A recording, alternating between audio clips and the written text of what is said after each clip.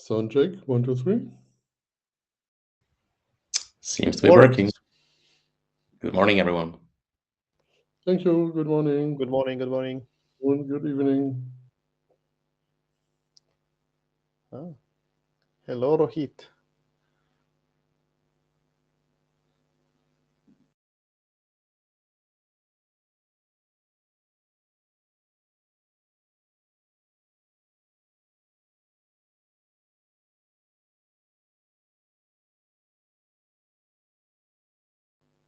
Welcome, Michael.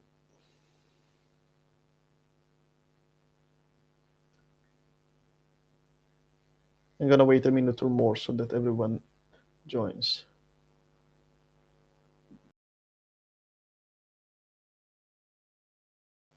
Hi, Ying Yong.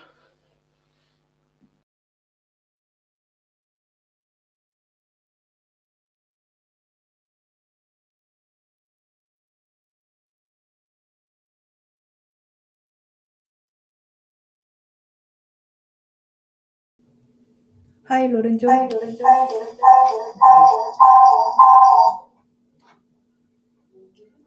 Hello, can you hear me? Yes, loud and clear.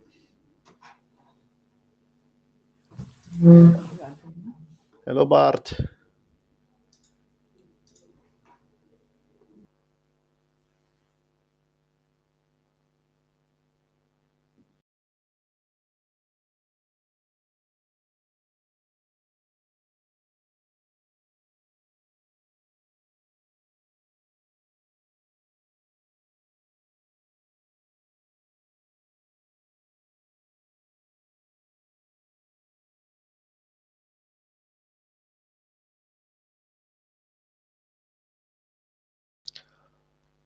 Okay, I guess we can slowly start.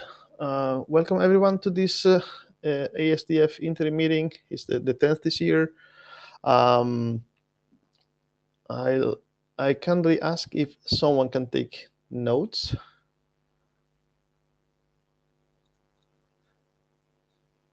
I can chip in here. Thank you, as usual, Ari. So this is the agenda for today. I'll start with the usual admin and note well. I'll deliver some working with documents update. And then we have a discussion on SDF context from Karsten, which is the outcome of design meetings for other drafts. And then I will present on behalf of Edgar Ramos, my colleague, this new draft on using SDF for API translation. And then we have an update from the digital twin from Hyung Jong. And then we should discuss also the agenda for the IETF 124.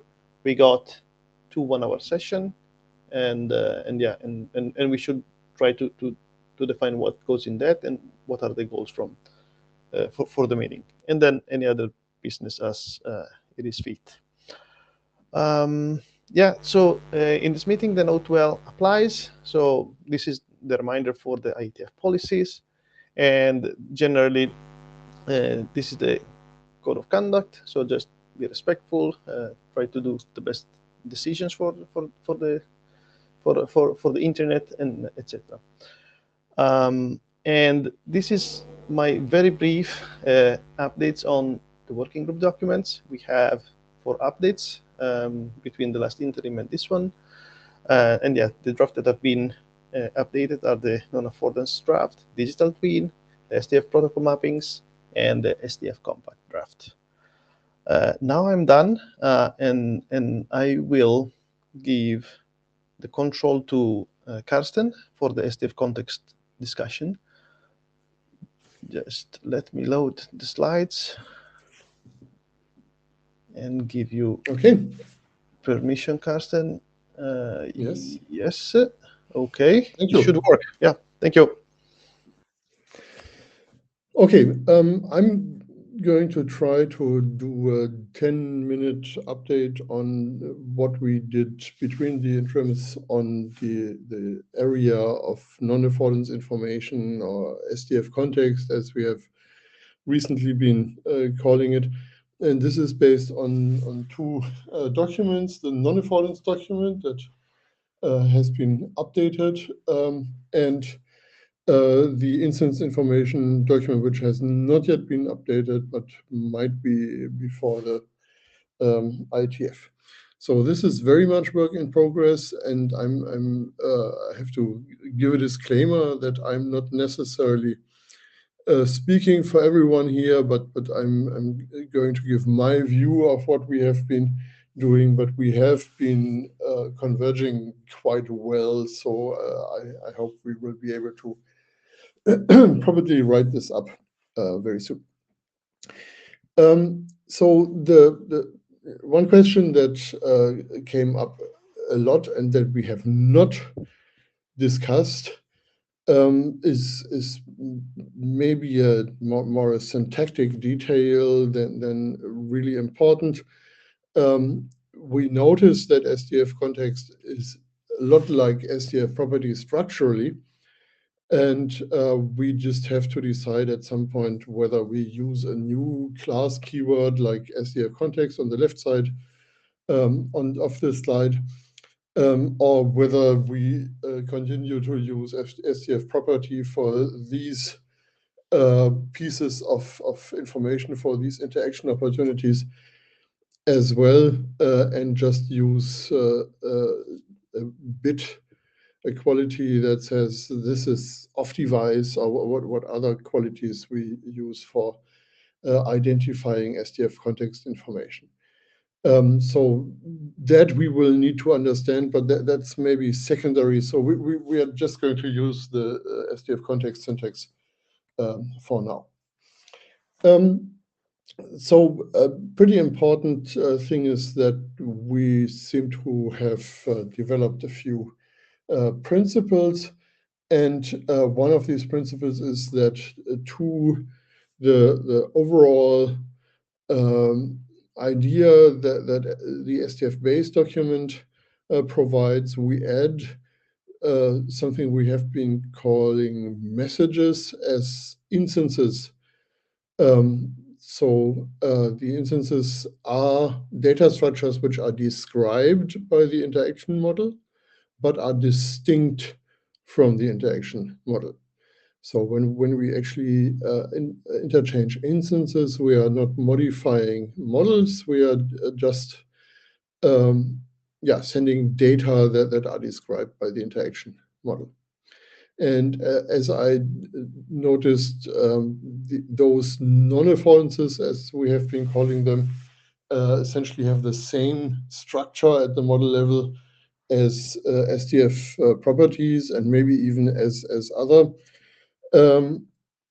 affordances like events. We haven't examined that in detail, and we have to get to that at some point, but that's not the subject today. I'm going to live with a slight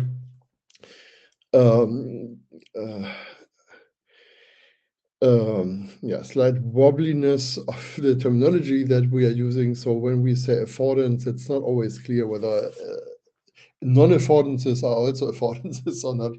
So please excuse if I'm not using the terminology totally straight. And we have to understand at some point what is the defining nature of SDF context compared to SDF property. Okay, so with all these disclaimers out of the way, let's look at an example. The examples on these slides are going to be in YAML format because it's just easier to fit them on a slide. But this is, of course, JSON when we actually interchange it. So on the left side of the slide, we see a model like we have been seeing it before. And the new thing here is that apart from SDF property, which we see down below in the model, we also have SDF context, which has exactly the same structure as SDF property, but is meant for information that is context.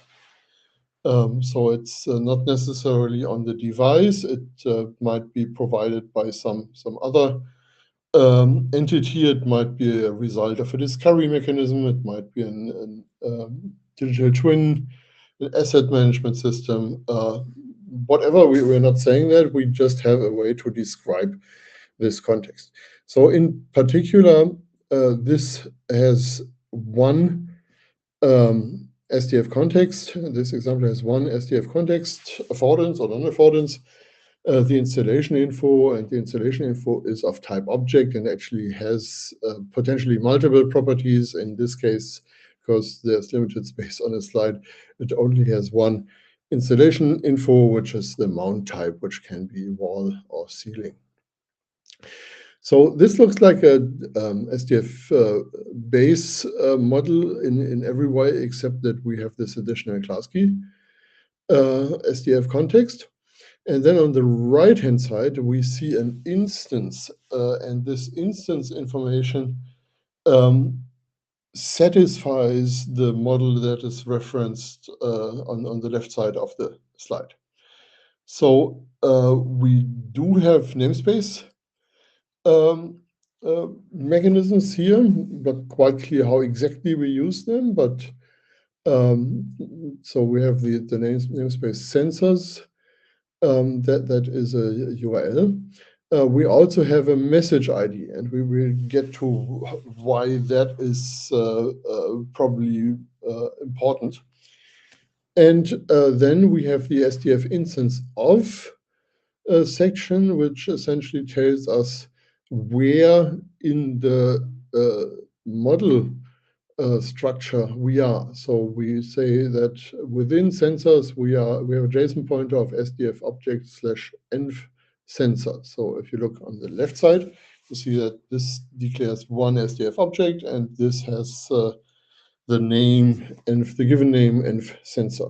So that's where we are in the model. And now the SDF instance, and we haven't quite decided whether that needs a name or not, but let's right now do without name because it's easier to put it on the slide. The SDF instance described in this message has one SDF context element and one SDF property element, and the SDF context gives the installation info with mount type ceiling, and the SDF property gives status operational.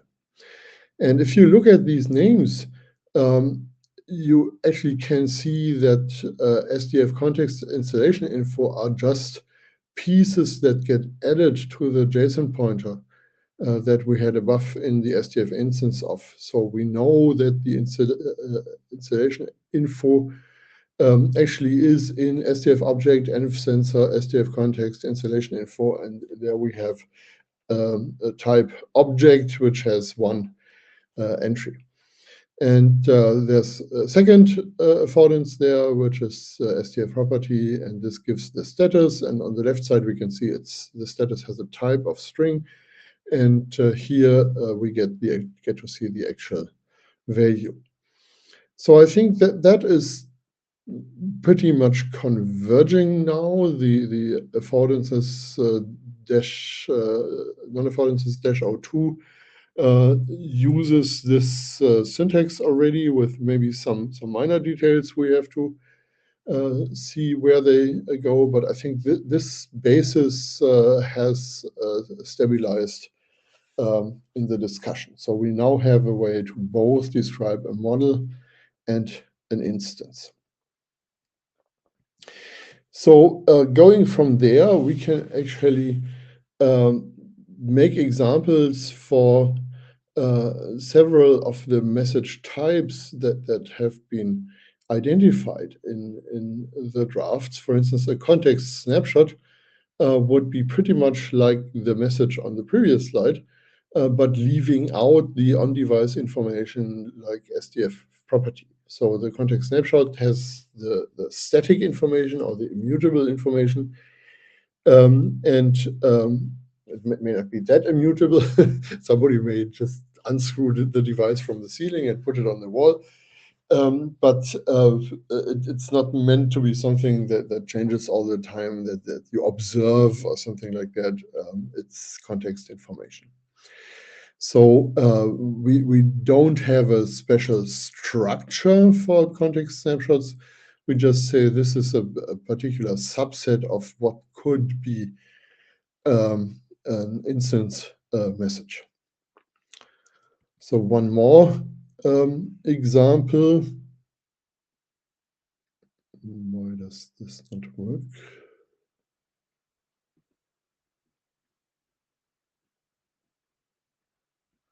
I don't manage to actually change the slide at the moment.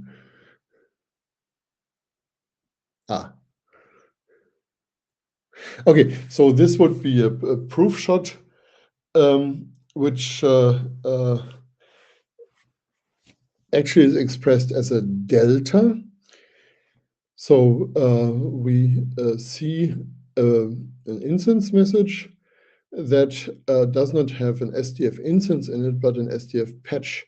And this patch is based on a patch method, which in this case is merge patch.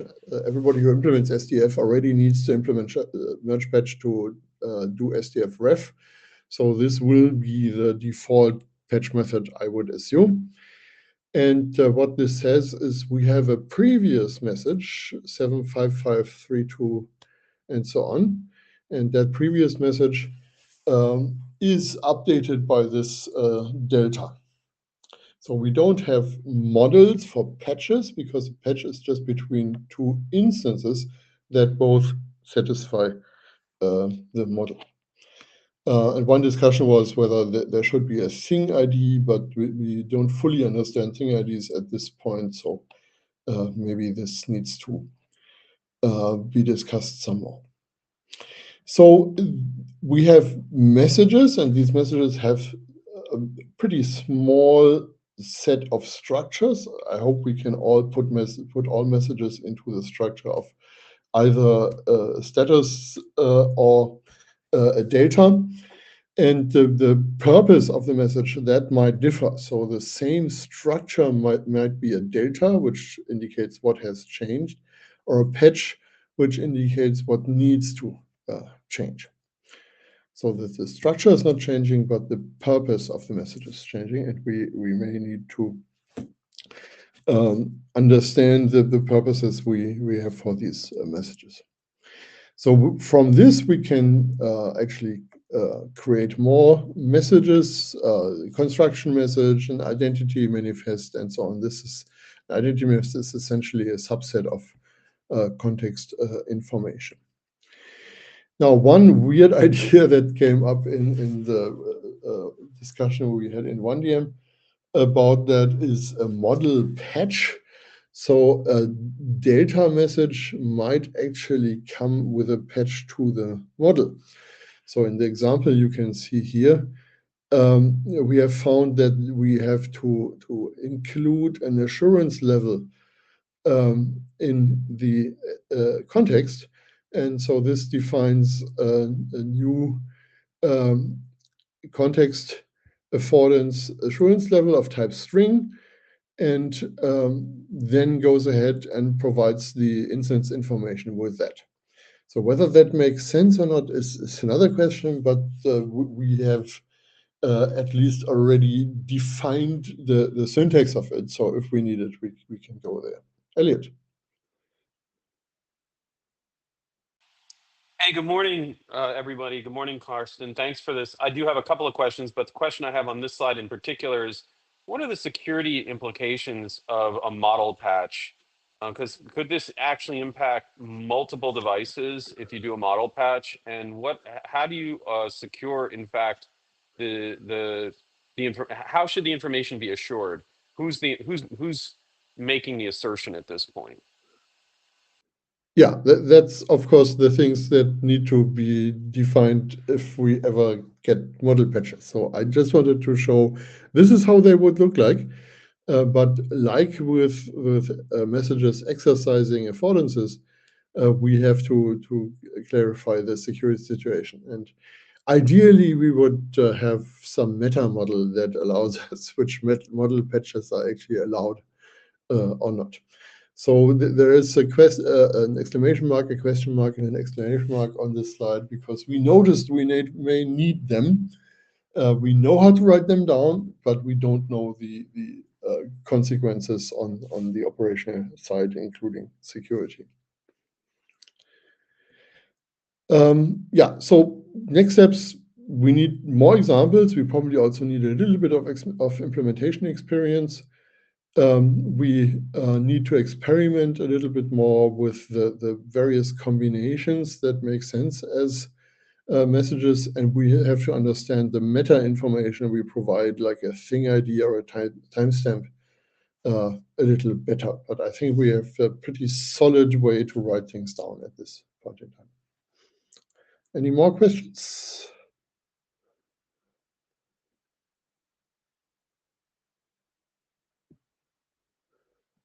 Okay, so that was my update. Thank you, Carsten. I will now take control and share the slides.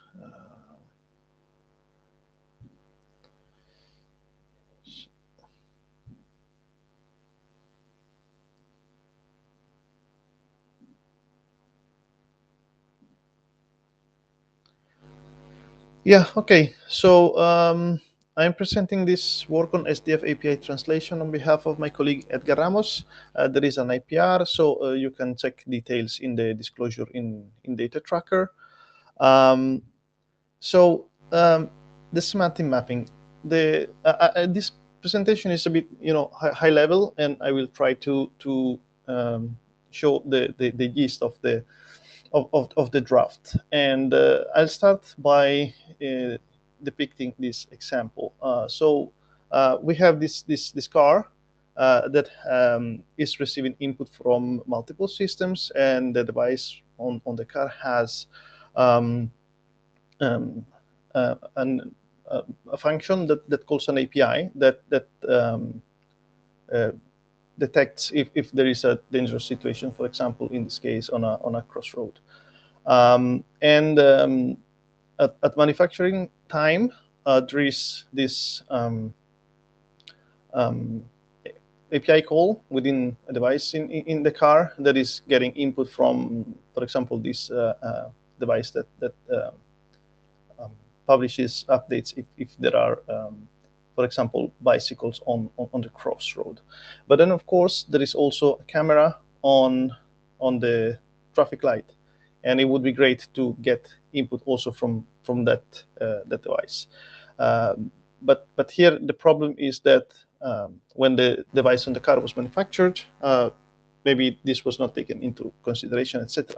And therefore, there is no way for the device on the car to translate the API call that is already there on the device for that specific purpose, the same purpose actually, and translate it to this other device. So this brings us to the problem statement, and is that these days devices and AI agents are becoming more automated and independent, and there might be several changes over time. For example, API might change, new APIs doing the same thing might pops up and be deployed in the field, and also as part of the evolution of the API, the semantic of certain API calls from the same vendor might actually change. And and many times APIs are comparable, but they use different semantic, and a service that enables semantic mappings would be useful applied to the APIs themselves. And the idea that Edgar has is that it is possible to use ASDF for also do these translations between APIs and devices.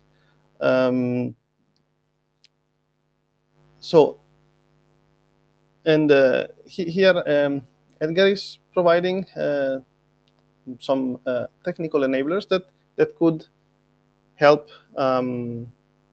this SDF extension in achieving the goal.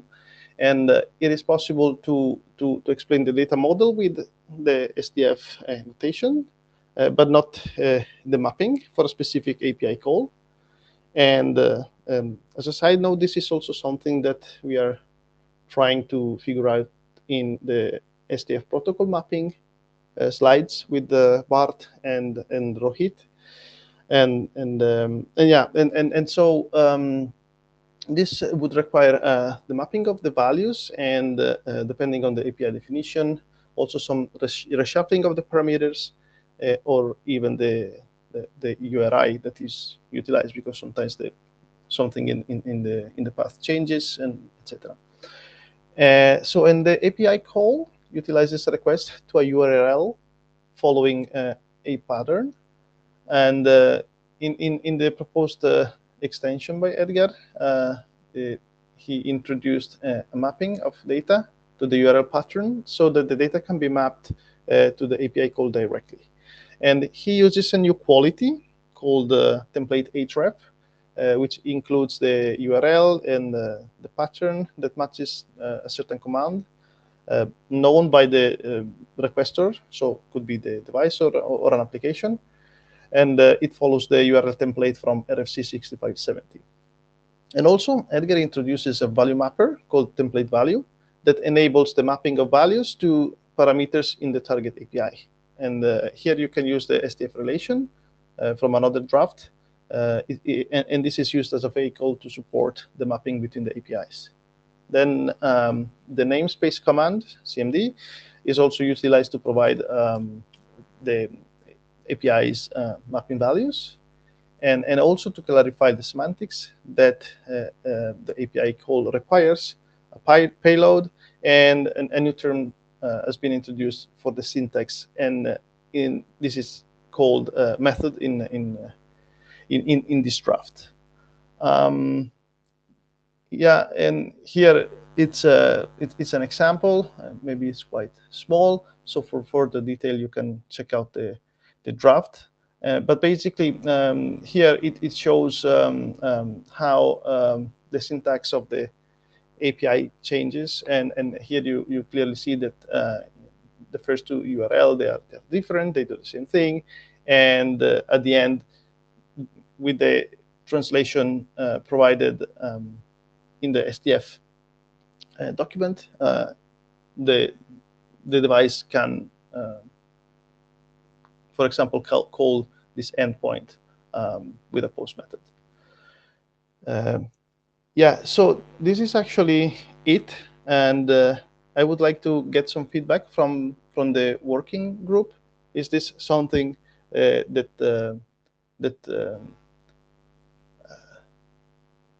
we want to consider? Are there any technical feedbacks or also feedback on the use case itself? Please speak up.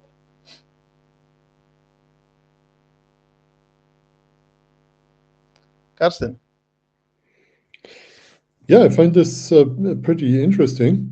When we started work on what became SDF in 2016, we discussed the N by M problem a lot, and we came up with the need to have something like a red star in the middle. And so we don't have an N by M, but an N plus M problem. So I'm wondering whether you have considered a translation situation where you actually go through a red star in the middle and translate from one vendor-specific API to the red star, and then from the red star to another vendor-specific API. Or is one of the two APIs we are seeing here actually the red star? Yeah, I do not think any of these two APIs is the red star, but I think the core of the draft is that we might need an SDF extension where you can actually define this red star already in the SDF document, right?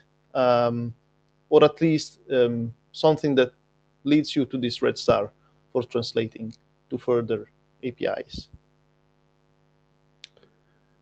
Yeah, so the benefit you could get is that you actually can distinguish two kinds of translation, which of course will not be totally different, but might have slightly different properties.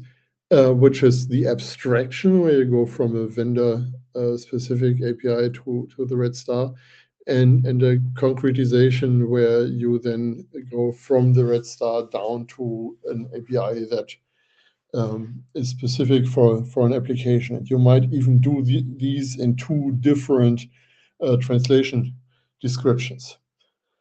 So that's just one idea I want to throw in. I'm not saying that what you would have started to define here cannot be used as is, but maybe this separation between abstraction and concretization is a useful thing to think about.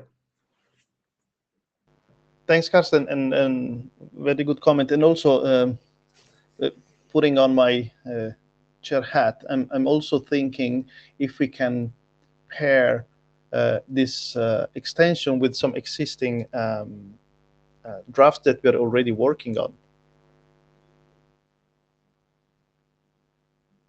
And yeah, so Young-Jong. Do you hear me? Yeah. I have some problem in my system, so I use Jong's computer. No problem. Okay, and thank you for your presentation. And I think we also need a dictionary of terms for conversion between homophones and synonyms. That's all. Thank you. Yes, thanks. This is a very good point. I think Edgar discusses ontologies in the draft, so that could possibly facilitate. That was a very good comment, Young-Jong. Thanks. And then we have Bart. Hey, Lorenzo. Thank you. Oh. This is, I think this is interesting. However, I think we need to test this though against like, two API implementations that are trying to achieve the same thing. Because I think this will work when, kind of there's differences in syntax, right, between the two approaches. But, there's also like APIs that would, take an entirely different approach to achieving the same thing. And this may become a little more difficult in those use cases. So the question here is like, what will work and what will not work here, right? And it's like, does it make sense for what will work that we do this work? Yeah, that's a very good point. I think one details that I might have omitted is that this mechanism should work under the assumption that the data model is the same. So basically, you're using the same model defined in the SDF document. But of course, what you're saying is true, and possibly this should be the next step, right? So that we try to validate that on real APIs and we prove what works and what not. By the way, Bart, do you see this as like we are trying to do something for this SDF protocol mappings? Mm-hmm. Do you see any value in kind of trying to integrate this with the SDF protocol mappings, or it should be something completely on its own? I'm a little afraid of integrating something with SDF protocol mapping just for kind of the time it would take to bring something new in there, as SDF protocol mapping is a normative kind of reference for NIPSI as well, so both of them would get delayed, right? But I do see this as somewhat different, right? Because SDF protocol mapping, you're trying to map to an implementation versus translate between two different APIs. Yeah. So the comment. Yeah, I'm aware it would take too much time, but of course, one of the point of the SDF protocol mappings is to define a register, and then of course this draft could be inserted in the register later if there is value in doing so, so that it would not even slow down the process for the NIPSI draft. Yeah, they're still trying to achieve different things, though. So, yeah, right. Yeah. So maybe it should go separate ways. But yeah, definitely, I think this is definitely something that is worth exploring. Yeah. Thank you, Bart. Very good point. Yeah, I see some messages in the chat here. Might be good idea to... Yeah. Yeah, so to me, this looks like research a little bit. So I don't expect this to have a major impact on the drafts that we are working on. But I think it would be a good thing to have some proofs of concept available that show us what we are standardizing right now can be extended towards supporting this. So this would not be something that we would be waiting for in any way, but understanding that we are standardizing something that opens this avenue, that would be a good thing. Thank you, Karsten. Thank you all for the input. Very appreciated. It's time to move on. So next on the agenda is Yun Jong with updates on the digital twin. I hope I got the latest, Yun Jong. I give you now control, and the floor is yours. 제가 넣은 게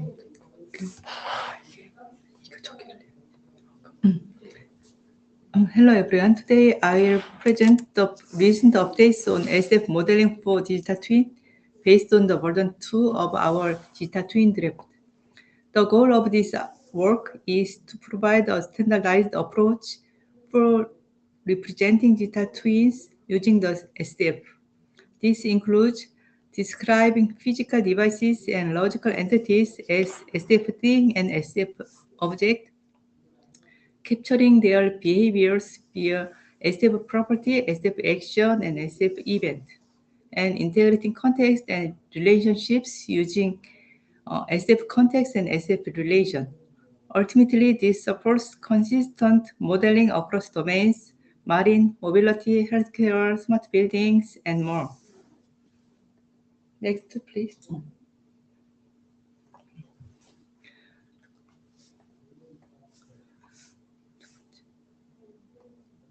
And the changes since version 1 are as follows.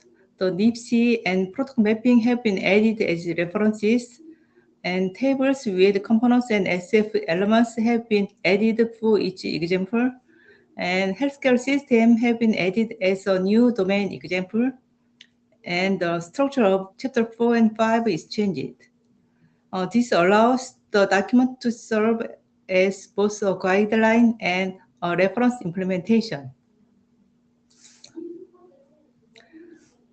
The table of contents is structured as follows. The clause 4 defines the integration mechanism such as identity manifest and context snapshots. And clause 5 presents real-world domain examples, including the marine and healthcare system. And the protocol map is added in the example of SF relation. In this example, Bluetooth is used as the protocol between the light bulb and the thermostat. Let me now talk you through the first domain example, the boat number 7, a maritime vessel. Each physical component, heater, battery, thermostat is modeled as an SF object. They are grouped under the main SF thing structure for boat number 7. We also describe internal relationships using SF relation. For example, the heater's temperature is regulated by the thermostat set point.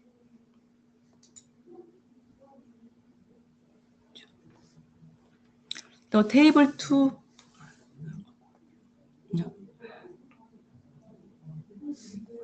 됐나? Next.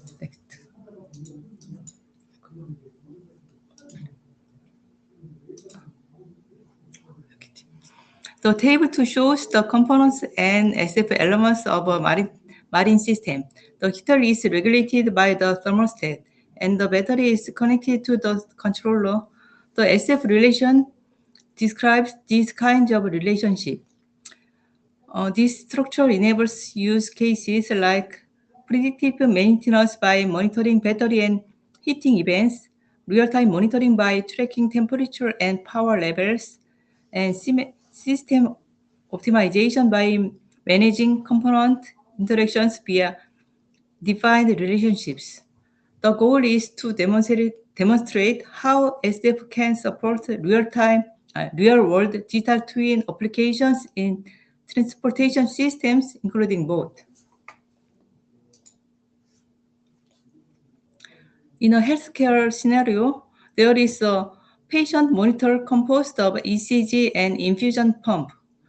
The contextual information like patient ID is modeled with SF context, and alerts for patient can be modeled using SF event and SF relation.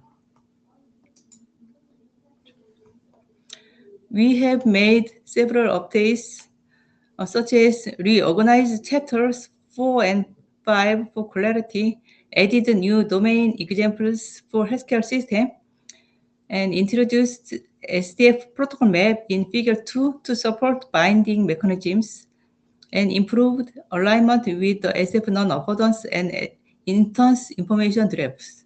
These changes make the draft more modular, practical, and easier to extend.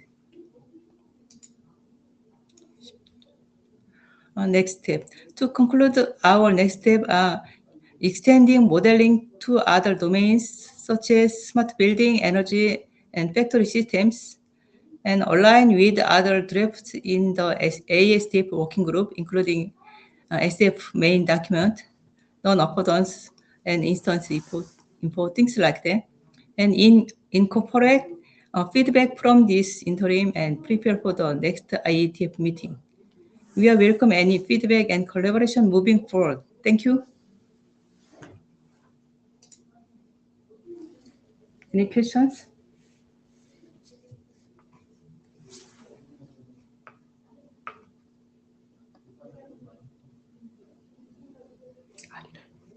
Okay, so I got jump here. Well, not a question, more of a comment. So thanks a lot for adding these domain-specific examples. Now, when we have these components coming together, we have ways to express information to digital things. It's very good being those set on a specific use cases. And I think, and you have from your other SDO engagements, information how digital twins are modeled there. Very good to have those reflected here. And then also, if you have a chance to, when these are more stable, to bring them back to the other fora and say like, hey, does this make sense for the other users of the digital twins? It's basically like, validating that the design that we have for digital information works also in the domain where you are engaged outside of IETF. So yeah, thanks a lot for doing this domain-specific work, and hope you can continue the dialogue.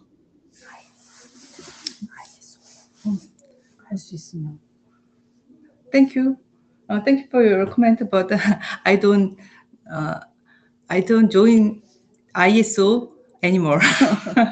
But I'm developing IEEE document right now, so I'll look at these kind of examples to the IEEE document. Thank you.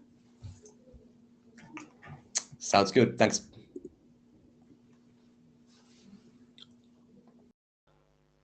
More questions?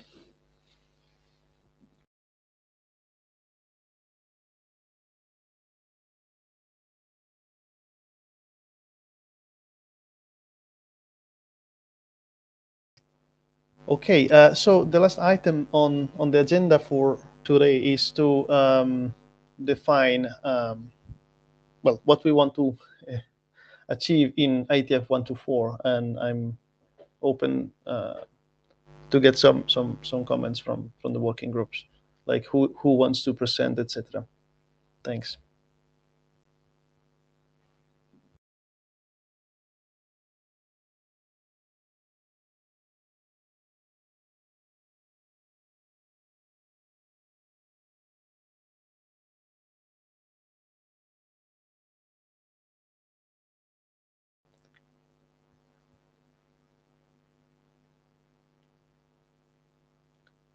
Karsten.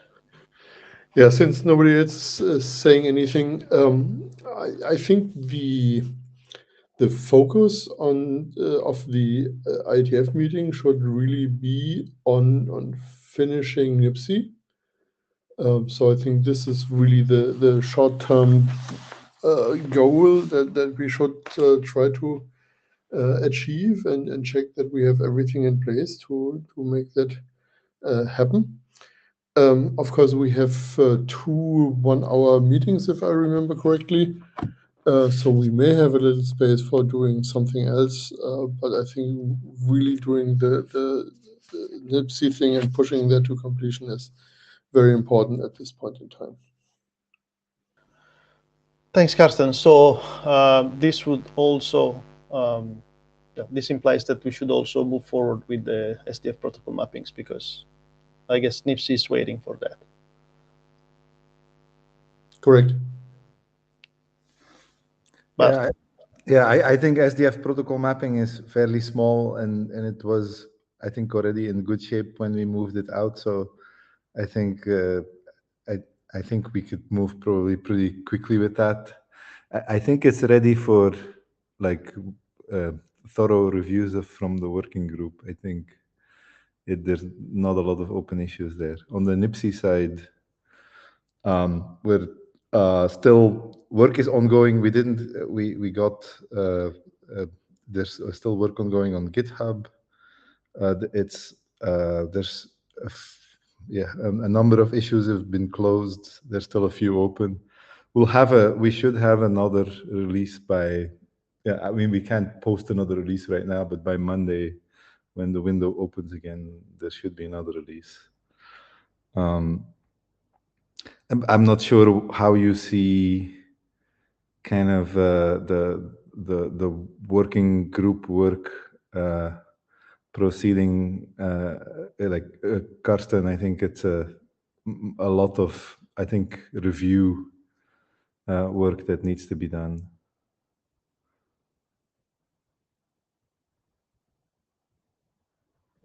Yeah, I was thinking that we should use the face-to-face time. We have to actually pick up questions that people still might have about the documents at this point. And we have quite a bit of face-to-face time we can use for that. And of course, this will be rather tight. Actually, the internet draft submission starts on Sunday morning. So if possible, you could even submit it there, so we have a little bit more time for reviewing it. Ah, even better. Yeah, that's possible. Yeah, I'm just wondering, is there, what we can prepare? Basically, is it just an open discussion, or is there something we can prepare for the meetings? Well, you can prepare an overview of what issues you have closed and how. So just to jog people's minds. And then, of course, it will be pretty much playing by ear, because the reviews by other people will be rather just in time. So I don't think this can be, our expectation of this can be too structured. So yeah, I think giving an overview of what has been fixed recently, that would be the main preparation you can do.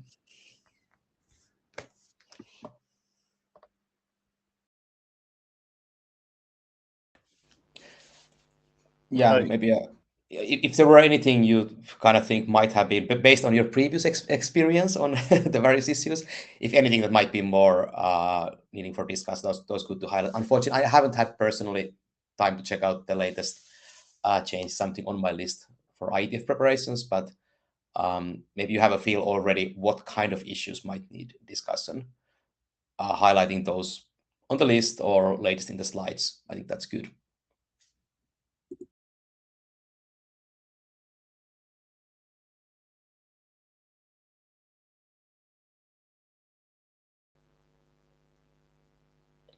other wishes?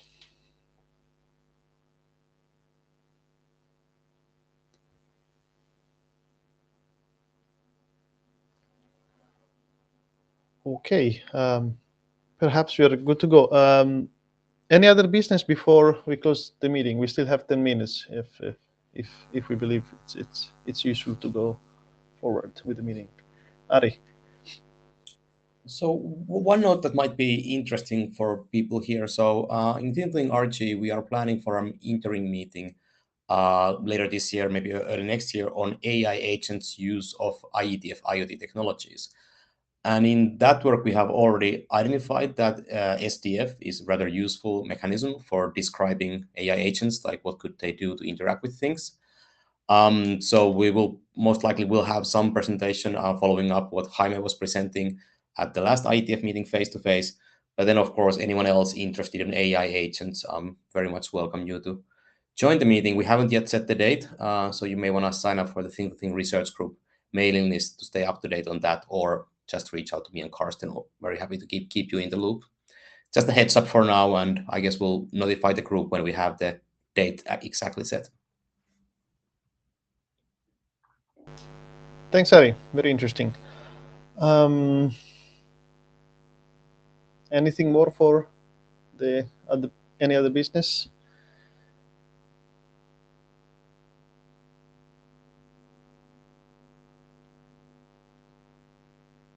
Okay, but then we can close a little bit ahead of time.